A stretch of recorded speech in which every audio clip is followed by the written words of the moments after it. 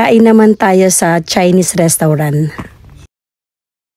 Kahit nandito ako sa Japan, meron dito mga pagkain ng Chinese restaurant. Tinatawag nitong Bamiyan Restaurant.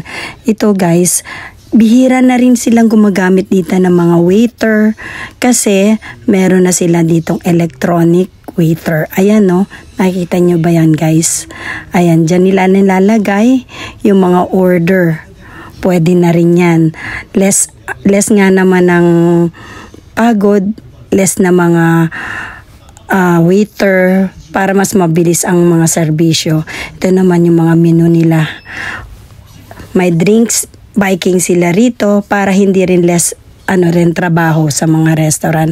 Actually, pag gusto kong kumain ng tsaha, natatawag ng fried rice na lettuce, dyan, the best ang Bamiyan sa mga fried rice. Ayan, katulad niyan, namimiss ko kumain ng Chinese foods.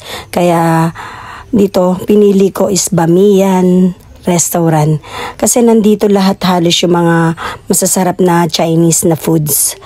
Kaya yung mga nandito sa Japan, guys, eto, ang sarap. Yung gyoza, napakaanghang. Ang sarap niyan, guys. Authentic na mga Chinese foods yan guys, kaya pwede kayong kumain dyan. Kapag gusto nyong kumain ng Chinese foods, guys, pwede dyan hanapin yung restaurant ng Bamiyan. Pag napunta kayo dito sa Japan, bigla kayo na, parang gusto nyo kumain ng Chinese foods. Meron din naman yan dito sa Japan guys. Ayan, tingnan nyo, ubus sarap sa akin yan. Nakita nyo naman, di ba? Ayan, robot na lang ang gumagana na waiter. May mga souvenirs din kayo mabibili dyan guys sa Bamiyan. Again, thank you for watching guys. See you on my next vlog. Bye!